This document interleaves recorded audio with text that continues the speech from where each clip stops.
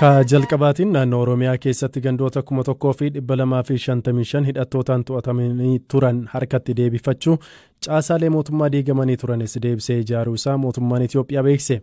Manni maree nageenyaa biyyaalessaa Itoophiyaa ibsa wixata baaseen baatilee darban keessa tarkaanfiin nageenya buusuu fi sochii dinagdee saffisiisaan ciccimuun fudhatameera jedhe. Beekaa Tooma. Naannoo Oromiyaa keessatti tarkaanfii hidhattoota waraana bilisummaa Oromoo mootummaan Shanee jedhuun irratti fudhatameen hidhattoonni 3180 to'annoo jala oolfamuu hima. Ibsi mana maree nageenya biyyaalessaa kun hidhattoonni harka kennachuu hifatan lakkoofsi isaanii hin ibsamne ammoo ajjeefamaniiru jedha. Dabalataan miseensonni abbaa torbee juuntaaf Al-Shabaab hedduun to'atamaniiru jedhe. Namoota to'annoo jala oolan waliin meeshaan waraanaa hedduun rasaasni konkolaataawwan akkasumas maallaqni guddaan qabamuu hime. Hidhattoota waraana bilisummaa Oromoo godinaalee Shawaa Wallaggaaf Gujii keessaa dhabamsiisuuf komaand poostiin ijaaramuunis himamee jira. Gandoota 1739 to'annoo hidhattoota waraana bilisummaa Oromoo jala turanii fi diigamanii turan keessaa 1255 to'annoo mootummaa jalatti deebi'uu fi irra deebiin ijaaruunis himameera. Namoota 1250 ol qe'ee isaaniirraa buqqaan keessaa 47 qe'ee isaaniitti deebi'aniiru jedhe. Ministeera Muummee Abiyyi Ahmadiin kan durfamuu fi hogganoota olaanoo qaamolee nageenyaa akka raayyaa ittisaa, poolisii federaalaaf tikaa akkasumas aangawoota olaanoo mootummaa of keessaa qabu manni maree nageenya biyyaalessaa Itoophiyaa hojiilee ariitiin raawwatamuu qabu jedhee amma dura kallattii kaa'e qorachuu hime. Magaalaa Finfinnee keessatti miseensonni Shanee, Juuntaaf Al-Shabaab 497 ol to'annoo jala oolfamaniiru jedhe ibsi kun. Shakkamtoonni yakka qindaa'aa hoogganaa turan 314 akkasumas hoogganoonni manneen hojii mootummaa magaalattii fi federaalaa 75 hidhamaniiru jedhe. Naannoo Amaaraatti namoonni 1000 lakkaa'aman yakkaan shakkamanii fi qaamolee nageenyaa ganuun hidhattootatti dabalaman tarkaanfii olaantummaa seeraa kabachiisuuf fudhatamaa jiruun to'annoo jala ooluu hime. Rakkoolee gaaffii uummata qimaanti waliin wal qabate akkasumas godina addaa saba Oromoo keessatti uumame furuuf mariin uummata hirmaachise godhamaa jiraachuu himeera. Naannoo Kibbaatti nagaaf tasgabbii uumuuf gaaffii gurmaa'insaa saboonni kaasan bifa sabatiinsa qabuun furmaatatti kennuuf hojjetamaa jiraachuu hime. Naannoo Somaaleetti haleellaa Al-Shabaab raawwate qolachuuf tarkaanfii fudhatameen hidhattoonni garichaa 813 yoo ajjeefaman 79 immoo booji'amaniiru jedhe. Naannoo Beenishaangul Gumuz keessattis akkanuma hidhattoonni 1800 ol meeshaalee waraanaa hedduu waliin to'annoo jala oolfamuu himeera. Waraana naannoo Tigraay karaa nagaa xumuruuf mariin itti adeemamaa jiru haga bu'aa buusutti mootummaan itti fufuuf ejjennoo qabaachuus ibsi kun itti dabaluun hime. Shororkeessitootaa fi garee hidhattoota sadarkaa yaaddoo hin taane irraan gahu, uummata mariisisuu, qaamolee hidhatan hubachiisuu, dargaggoota hojii nagaa irratti hirmaachisuun hojiilee nagaa waaraa buusuu irratti akka xiyyeeffatamu manni marichaa kallattii fuula duraa kaa'eera.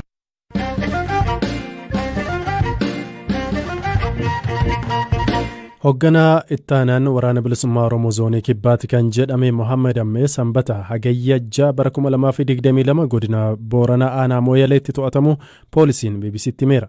Mohaammed Ammee bara 2008 humna nageenyaa mootummaan rukutamuun qabamee ture. Ammayyuu ittaanaa dabalata isaanitti hima. Qondaalli poolisii maqaanaaf dhoksaa sagalee koosiin fayyadaminaa jechuun BBC'tti dubbatan Mohaammed Ammeen godina Booranaa keessa soso'aa lola irratti hirmaataa turuu dubbatu.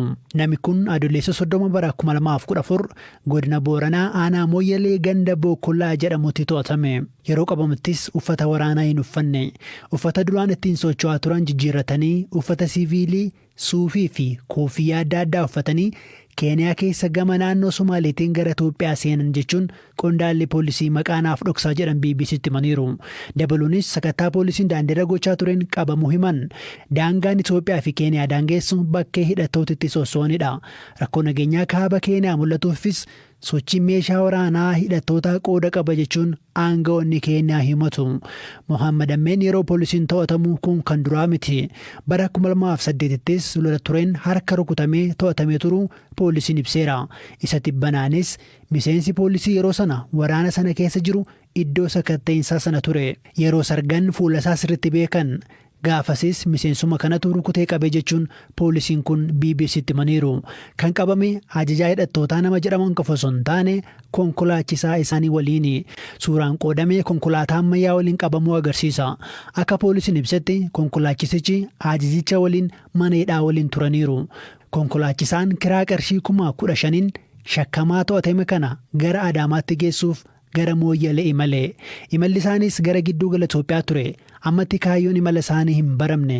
Haa ta'u malee gaafa poolisiitti himan hoogganoota hidhattootaa kaan waliin wal dhabee jennaan gara Walloo deemuu akka barbaade dubbate. Yoo kana ta'e maaliif harka kennachuu dhabde jedhamee gaafatamu poolisiin ibseera.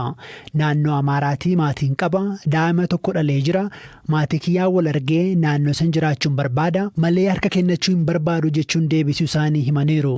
Yeroo ammaa poolisii godinaatti dabarfamuu poolisiin BBC'n dubbisee himaniiru. Dhimma hidhaabuu qondaala waraana bilisummaa kanarratti garichi waan jedheen qabu gaafii BBC irraa dhiyaateefis hin deebisne.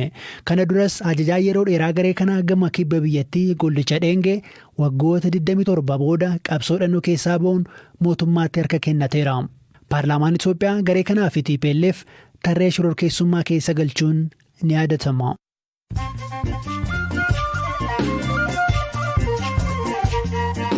Gidduun ammoo oduuwwan gaggabaaboon isinitti hima. Ministeerri ittisaa UK lammiilee Yuukireen waraanaaf leenjisuun weerara Raashiyaa akka biyya isaaniirraa qolataniif qopheessuu hime.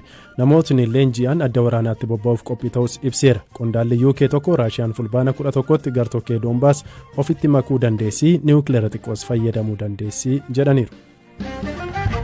Ministeerri dhimma alaa Ameerikaa Antooni Bilinken daawwannaa gara biyyoota Afrikaa 3 eegalaniin har'a Afrikaa kibbaa galan. Kun daawwannaa gita isaanii Raashiyaa Sergey Lavrov hordofeeti. Bilinken Ruwaandaa fi Democratic Republic of Congoos kan daawwatan yoo ta'u, Afrikaan kibbaa waamicha biyyoota lixaa weerara Yuukireen akka balaaleffattuuf dhiyeessaniif diddeetti. Israa'elii fi hidhattootni Islaamic Jihaad Palestine lola guyyaa 3tiin namootni 43 erga ajjeefamanii booda waraana dhaabuuf waliigalteen waraana dhaabuu kaleessa halkan walakkaa irraa kaasee hojiirra kan oole yoo ta'u, Israa'elii fi hidhattootni kun ammaaf kan akka araaraman kan taasiste Masriidha.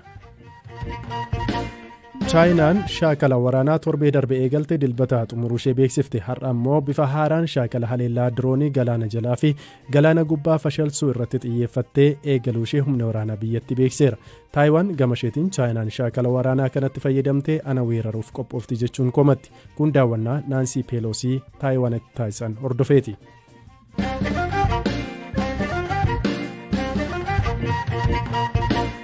Hoogganaan Koomishinii Filannoo Biyyaalessaa Keeniyaa Waafula Chebukaatii bakkeewwan 4tti filannoo taa'umsa bulchaa argachuuf taasifamu boru akka hin gaggeeffamne dhorkan. Kunis sababa waraqaa filannoo wal makeef akka ta'e hime haga ibsi kennamutti sagaleen akka hin kennamne ibsaniiru. Bakkeewwan kunneen Mombaasaa, Kaakameegaa, Kibba Pokootii fi Kaachee Liibaa bulchiinsota jedhaman keessatti. Filannoo biyyaalessaa Keeniyaa kana taajjabuuf pireezidaantii duraan Itoophiyaa Dr. Mulaatu Tashoomee dabalatee kaanis biyyattii galaniiru. Firaafolee Dhugaasa. Filannoo biyyaalessaa Keeniyaa boor hagayya 9 gaggeeffamuuf jiru irratti lammiileen miliyoona 22 ol galmaa'aniiru. Abbaan taayitaa misooma biyyoota Afrikaa bahaa IGAD filannoo kana dursuun taajjabdoota 24 gara bulchiinsota Keeniyaa 11tti babbaasuu isaa miidiyaan Citizen Digital gabaaseera. IGADitti hoogganaan duula taajjabbii filannoo yeroo fi kan ta'an pireezidaantiin duraanii Itoophiyaa obbo Mulaatu Tashoomee taajjabdoota dippiloomaatotaa fi bakka bu'oota qaamolee filannoo kan Jibuutii, Itoophiyaa, Somaaliyaa, Sudaan Kibbaa fi Yuugaandaa ta'an of keessatti qabate bobbaasuu isaanii ibsaniiru. Miseensonni ijoo duula kanaa 7 biroon immoo dursanii hagayya 2 irratti Keeniyaa kan seenan yoo ta'u, hooggansaan gargaaruuf Naayiroobii keessanii turu. Dabalataanis koomishiniin daangaa fi filannoo of danda'a yookaan IEBC akka jedhutti taajjabdoonni filannoo idil addunyaa fi biyya keessaa yoo xiqqaate 18,000 ta'an filannoo kana ni taajjabu. Filannoo pireezidaantummaa Keeniyaa 2022f kaadhimamtoonni afran Raayilaa Odingaa, Wiiliyaam Ruutoo, Joorji Wajakoyee fi Deevid Mo'eeraadha. Ta'us garuu kaadhimamtoota kunneen keessaa Raayilaa Odingaa fi Wiiliyaam Ruutoon kanneen dursaa jiranidha. Namoonni siyaasaa yeroo hedduu filannoo injifachuuf jecha adda addummaa aadaa, sabummaa fi seenaa jibbaa durii fayyadamuun hokkora ni kakaasu. Keeniyaa keessattis filannoo bara 2007 irratti hokkora sabummaa irratti xiyyeeffachuun ka'een yoo xiqqaate namoonni 1,200 ta'an ajjeefamanii hedduun madaa'anii namoonni 600 ta'an immoo qe'ee isaaniirraa buqqa'aniiru. Hokkorri bara 2007tti filannoo biyyaalessaa hordofee dhufe kun sabummaa irratti kan hundaa'e ta'us amma waggaa 15 booda garuu sabummaan akkaataa uummatni Keeniyaa sagalee kennu irratti dhiibbaa xiqqoo akka qabu himama. Amma filannoo bara kanaa irratti kaadhimamtoonni dursoo lamaan dhimma sanyummaa irra duulana filadhaa isaaniif dhimma siyaasaa fi dinagdee akka ijootti fayyadamaa jiru. Lammiileen Keeniyaa akkuma uummattoota addunyaa biroo gatiin wantoota bu'uuraa fi maallaqni isaanii walgituu dhabuu isaan rakkataa jiru. Waxabajjii keessa gatiin nyaataa kan akka daakuu boqqolloo fi zayita nyaataa Keeniyaa keessatti guddaa dabaluun komii kaasee ture. Dabalataan ammoo gogiinsi lammiilee Keeniyaa miliyoona 3 ta'an yeroo hubee jirutti hedduun isaanii nyaata kamillee bitachuuf rakkachaa jiru. Dhimmi biraa kaadhimamtoonni irratti xiyyeeffatanii jiran dargaggootaa fi hojii dhabdummaa irrattidha. Lammiileen Keeniyaa umurii 18 fi 35 gidduu jiran hedduun digirii yookaan ulaagaalee barbaachisu utuu qabanii hojii dhabdummaan rakkoo guddaa ta'ee jira. Filannoon Keeniyaa 2022 kun addunyaa irratti filannoowwan qaalii ta'an keessaa isa tokko ta'eera.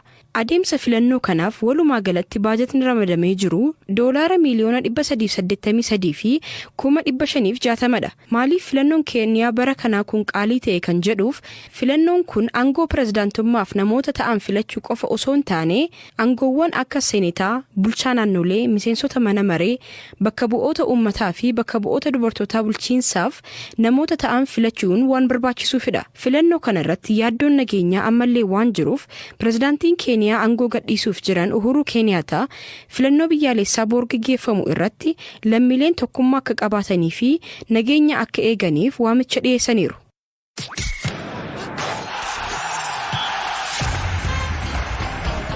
Odeeffannoo ispoortiin dorgommii Piriimeer Liigii Ingilizii torban kanarra gaggeeffameen shaampiyoonaan bira darbee Maanchister Siitiin galchii 2 taphataan isaa haaraan Erling Haaland lakkoofseen injifannoon jalqabe.